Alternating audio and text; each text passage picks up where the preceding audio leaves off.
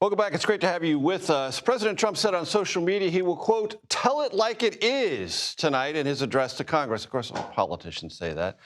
Here to discuss what could go down this evening, and it could be many things, we have Ed O'Keefe, Finn Gomez. We also have Chuck Rocha, former senior advisor to Senator Bernie Sanders' 2016 and 2020 presidential campaigns, and Matt Gorman, former senior advisor to Senator Tim Scott, Republican of South Carolina, and his short-lived 2024 presidential campaign. They felt I was just too lonely here, so we wanted to have standing room only. Ed O'Keefe, I want to start with something with you that I don't think we were anticipating when we woke up this morning. Yeah. BlackRock, a large investment company, has announced an acquisition of 40 ports around the world, most importantly for tonight's speech, the two in Panama. That's right. Where you just were. Two in Panama that were controlled by a Hong Kong-based or Chinese firm that had drawn the ire of President Trump and Secretary of State Rubio, concerned that on the northern and southern sides of the canal, China might have undue influence over a critical piece of the American supply chain. So yes, just today announcing they're taking control of this company. Just so happens that the two Chinese-controlled ports in Panama now are going to be owned by BlackRock, of course, an American firm, or at least they're taking enough control of it that they're, in essence, no longer held by Chinese. You and Finn were both there. Do you have a sense, and I know we can't say definitively, that this will alleviate some of the pressure? I would think this would go a far way to alleviating it, in part because we saw no evidence of overt Chinese influence or control over that region to begin with. And there was a lot of noise about overcharging, and that wasn't true either. No, it's not. I mean, the only thing that remains that they're doing is they're building another bridge across the canal. So at some point, will that slow things down a little bit? Sure, any bridge construction would. But the fact that the Chinese now don't own those two ports, that will go a long way. But Finn, I'm going to ask you, do you believe tonight, if the president addresses this, he will say cause and effect, Trump effect? Absolutely, and part of his address tonight will be in quadrants, right? And I think his first part is about achievements. It would not be a surprise to me if he mentions that, and like the pressure that he's been applying through his Secretary of State, through his administration, on these areas of interest for his administration. I want to play for everyone comments today from the Canadian Prime Minister, only a few more days in office, Justin Trudeau, about the tariffs set in motion by President Trump. Let's listen. What he wants is to see a total collapse of the Canadian economy, because that'll make it easier to annex us, is the second half of his thought. Now, first of all, that's never going to happen. We will never be the 51st state. But yeah, he can do damage to the Canadian economy. Let me walk you through that, ladies and gentlemen, explaining in dollars and cents if I can. So, U.S. trade activity, exports and imports with Canada last year was $761 billion of a $2.5 trillion economy. That's a lot. Same thing with Mexico, $840 billion of activity, exports and imports between the United States and a $3.4 trillion economy.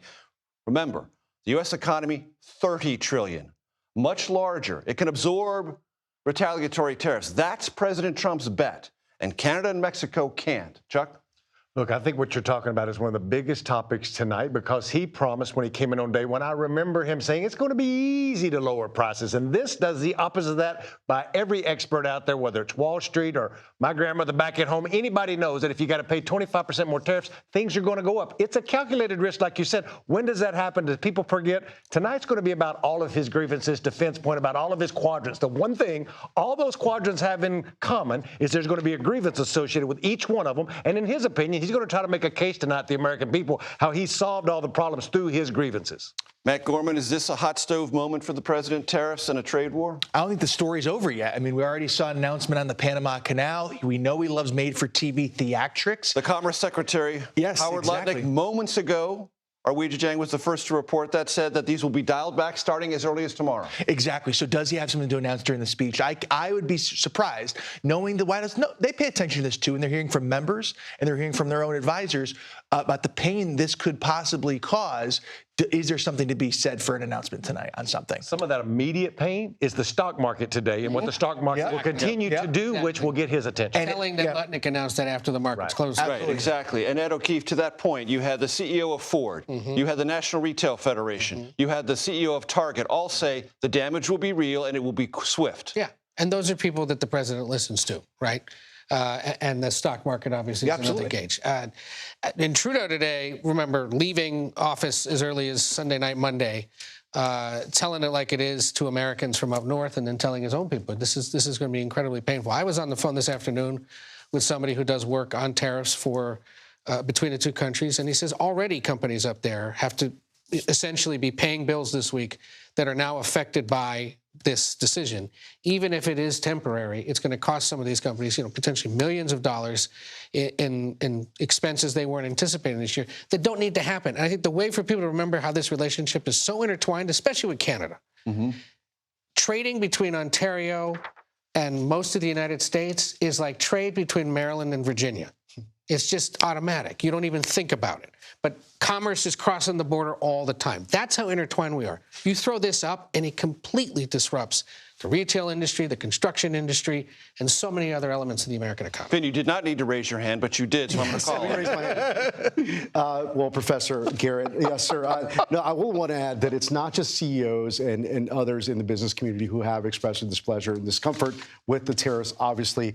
But I can confirm that some Senate Republicans have spoken to some at the highest level of the White House, including Susie Wiles, the chief of staff, saying that about their concern about these tariffs and their impact politically in their states. Also, some Republican governors as well have reached out to the White House, especially those in the heartland who have seen that this could have effect on agricultural, Steel and timber. yes, and the farmers. Steel and timber. And many of whom, of course, are So Trump Matt, supporters. is it your sense that by the end of this week, possibly this could be a ceasefire? I believe so. I mean, look, we came to the precipice about a month or so ago, and we backed off from it. I think this was intentional, that he had to kind of go over the cliff a little bit, show this could be done.